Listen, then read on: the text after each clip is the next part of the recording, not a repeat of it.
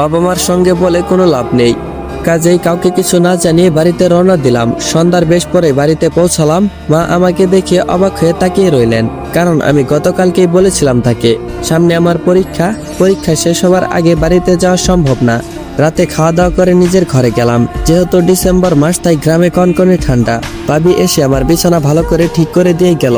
আমি কানে ইয়ারফোন গুঁজে মুভি দেখছিলাম। মেজো ভাই তখনও বাজার থেকে বাড়ি ফিরেনি। বাজারে আমার বাবার একটা নিজের হাতে তৈরি করা বড় মুদির দোকান আছে। আগে বড় ভাই ও মেজো ভাই বাবার সাথে দোকানে বসতেন, এখন বাবার সাথে মেজো ভাই আছেন। প্রতিদিন দোকান শেষ করে মেজো ভাইয়ের বাড়িতে ফিরতে ফিরতে 11টার পর হয়ে যায়। বাবা এশার নামাজ পড়ে আর দোকানে বসেন না, মসজিদ থেকে বের হয়ে সোজা বাসায় আসেন। বাসায় এসে রাত 10টার মধ্যে খাওয়া দাওয়া করে ঘুমিয়ে পড়া বাবার দীর্ঘদিনের পুরাতন অভ্যাস, আজও তার ব্যতিক্রম নয়।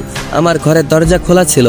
ভাবি তখন বলে গিয়েছিল দরজা যেন বন্ধ না করি। হঠাৎ দেখলাম ভাবি আমার রুমে আসলেন, খাটের এক পাশে বসে আমার দিকে এগিয়ে দিলেন একটি প্যাকেট। একবার দরজার দিকে তাকিয়ে আবারও এক দৃষ্টিতে আমার দিকে তাকিয়ে আস্তে আস্তে বললেন, এগুলো হাতের কাছে রাখো, দরজা বন্ধ করার দরকার নাই। দুর্জয় আর বাড়ির সবাই ঘুমিয়ে পড়লে আমি তোমার রুমে আসবো, জরুরি কথা আছে। ঘুমিয়ে যাওয়ার সমস্যা নেই, কিন্তু দরজা বন্ধ করো না। ভাবি চলে যাওয়ার পর আমার কৌতূহল মেটাতে আমি ওর দেওয়া প্যাকেটগুলো আমার হাতে নিলাম। প্যাকেটটা ফার্মেসির, কারণ প্যাকেটের ওপর আমাদের বাজারের ফার্মেসির নাম লেখা। ভিতরে আছে কি সেটা দেখার জন্য সেগুলো হাতে নিলাম। আর সঙ্গে সঙ্গে আমার চোখগুলো কপালে উঠে যাওয়ার মতো অবস্থা হলো। দেখলাম সেইখানে ফার্মেসি থেকে আনা ওইসব প্যাকেট আর একটা স্প্রে জাতীয় মেডিসিন। স্প্রে এর প্যাকেটের উপর লেখা আছে। পরে বুঝতে পারলাম এটা কি। মানুষের নাকের কাছে নিলে সেই মানুষটা কমপক্ষে 2 ঘন্টা অজ্ঞান হয়ে থাকবে, কিন্তু এসব ভাবি কেন আমার কাছে দিয়ে গেল, এটা কোনোভাবেই আমার মাথায় ঢুকছিল না। ওয়েট গাইস, গল্পের মাঝখানে তোমাদেরকে আগেই কিছু কথা বলে নেই, তো পুরো গল্পটা তোমরা আগে শুনবা। যদি গল্পের মধ্যে কোনো ভুল থাকে তারপর তোমরা মন্তব্য করবা। আগে গল্প না শুনে কোনো মন্তব্য করিও না। আসলে এই গল্পটা খুবই রহস্যজনক, তাই আগেই বলে দেওয়া হলো যে পুরো গল্প না শুনে কেউ আজে বাজে মন্তব্য করবেন না। যদি আজে বাজে মন্তব্য করতেই হয় তো পুরো গল্প শুনবেন। যদি মনে হয় যে না গল্পটা ভালো না বা গল্পতে ঝামেলা আছে, তাহলে পরবর্তীতে কমেন্ট বক্সে জানিয়ে যান, আমি তারপর আর পরের পর্ব দিব না। তো চলেন আর কোনো কথা না বলে গল্পে ফিরে যাক। ভাবনায় এতটাই ডুবেছিলাম যে কখন মেজো ভাইয়া এসে আমার দরজার সামনে দাঁড়িয়ে আছে আমি বুঝতেই পারিনি। ভাইয়া বলল, কিরে কাউকে কিছু না জানিয়ে হঠাৎ বাড়িতে আসলি যে, কোনো সমস্যা হয়েছে? মেজো ভাইয়ার প্রশ্ন শুনে চমকে উঠলাম। তাকিয়ে দেখি ভাইয়া আমার হাতের প্যাকেটের দিকে তাকিয়ে আছে, তাই আমি সেইগুলোকে তাড়াতাড়ি কম্বলের ভিতরে ঢুকিয়ে ফেললাম আর বললাম, দুর্জয়কে দেখতে মন চাচ্ছিল। ভাইয়া বলল, ও দরজা খোলা রাখছিস কেন? ওটা উঠে দরজা বন্ধ করে দে, তারপর ঘুমিয়ে পড়। আমি বললাম, আচ্ছা ঠিক আছে।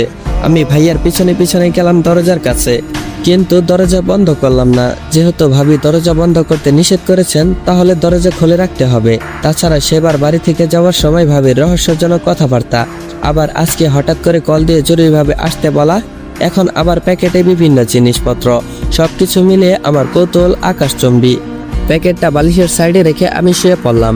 শীতের রাতে কম্বলের নিচে গেলে ঘুম আসতে বেশি সময় লাগে না। তাছাড়া বরাবরই আমি রাত 12টার মধ্যে ঘুমাতাম। মোবাইল হাতে ছিল। ভাবি তার ঘর থেকে আমাকে মেসেজ দিলেন, লিখলেন, প্যাকেটটাতে কি আছে দেখেছো? আমি বললাম হুম। ভাবি বলল, কেন দিয়েছি জানো? আমি বললাম না। ভাবি বলল, তুমি কি জানো তোমার মেঝো ভাবি কিভাবে মারা গেছে? সরি, কিভাবে তাকে খুন করা হয়েছে? ভাবির মেসেজ পড়ে আমি যেন স্তব্ধ হয়ে গেলাম। আমরা সবাই জানি মেঝো ভাবি দুর্জয়কে জন্ম দিতে গিয়ে সিরিজের পর দিনই এই পৃথিবীতে চলে গেছেন, কিন্তু বড় ভাবি এই মৃত্যুকে খুন কেন বললেন?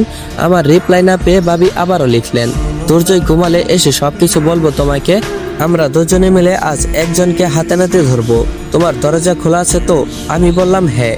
খোলা রাখার দরকার ছিল না, তুমি আসার সময় কল দিলেই হতো। ভাবি বলল, না হতো না, তুমি একবার ঘুমিয়ে পড়লে তোমাকে 1000টা কল দিয়েও পাওয়া যায় না। আমি বললাম, আচ্ছা মেঝো ভাবিকে আসলেই খুন করা হয়েছে? ভাবি বলল, হ্যাঁ তাকে খুন করা হয়েছে। ধৈর্য হারিও না হৃদয়, যে কথা সবাইকে অনেক আগেই জানানোর দরকার ছিল সেটা তোমাকে অন্তত আজকে বলবো। আমি বললাম, আচ্ছা ঠিক আছে, কখন আসবে? ভাবি আর মেসেজ সিন করে নাই। আমি 3টা মেসেজ করি কিন্তু কোনো উত্তর নাই। কখন ঘুমিয়েছিল জানি না। হঠাৎ কিছু একটা শব্দ পেয়ে সজাগ হয়ে গেলাম। চারদিকে তাকিয়ে দেখি সবকিছু অন্ধকার, কিন্তু আমার মুখের উপর মশারি। হঠাৎ কি মনে করে যেন বালিশের সাইডে প্যাকেট চেক করতে গেলাম, কিন্তু আশ্চর্য, প্যাকেট কোথাও নেই। মোবাইলের আলো জ্বালিয়ে ভালো করে খুঁজলাম, কিন্তু কোথাও দেখতে পেলাম না। আমি তাড়াতাড়ি ভাবিকে কল দিলাম। নাম্বারে কল গেল ঠিকই, তবে রিসিভ হলো না। পরপর 4বার কল দিলাম কিন্তু কোনো রেসপন্স নেই। আমার কেন যেন সন্দেহ লাগছিল। ভাবি সম্পূর্ণ আমার বিপরীত। তাকে যত রাতেই কল দেই না কেন সে রিসিভ করে। হালকা মেসেজের শব্দ পেলেও তার ঘুম ভেঙে যায়। আমি তাড়াতাড়ি বাতি চালিয়ে ভাবির ঘরের সামনে যাই। দরজায় হাত রাখতেই দরজা খুলে গেল। আমি মোবাইলের বাতি জ্বালিয়ে তারপর ভিতরে গেলাম। বিছানার কাছে গিয়ে ভাবি ভাবি বলে ডাকলাম, কোনো শব্দ নেই। বাহিরে বিড়াল ডাকার শব্দ, গভীর রাতে বাগানে শিশির পড়ার শব্দটাও যেন ভয়ঙ্কর। ভাবির মুখে আলো দিলাম, কয়েকবার ডাকলাম কিন্তু কোনো সারা শব্দ নেই। হঠাৎ পিছনের দরজায় শব্দ শুনে চমকে উঠি। তাকিয়ে দেখি মা দাঁড়িয়ে আছে। মা আমাকে দেখে অবাক হয়ে বললেন, তুই এখানে কি করছিস? আমি বললাম, ভাবিকে একটু ডাকো তো, আমার কেমন যেন লাগছে। তুমি একটু ভাবির মাথায় হাত দিয়ে জোরে ডাক দাও। মা আশ্চর্য হলেন। আমার কথা মতো বৌমা বৌমা বলে ডাকতে লাগলেন, কিন্তু ভাবির কোনো রেসপন্স নেই। ভাবি আর উঠলেন না। পাশের বাড়ির ডাক্তার চাচাকে ডাকা হলো। তিনি এসে ভাবিকে মৃত ঘোষণা করলেন। আমি পুরোপুরি স্তম্ভিত হয়ে গেছি। ভাবির দিকে তাকিয়ে রইলাম। ভাবি এইভাবে হঠাৎ করে মরে গেল, নাকি তাকে কেউ মেরে ফেললো? জানি না, আমি কিছুই জানি না।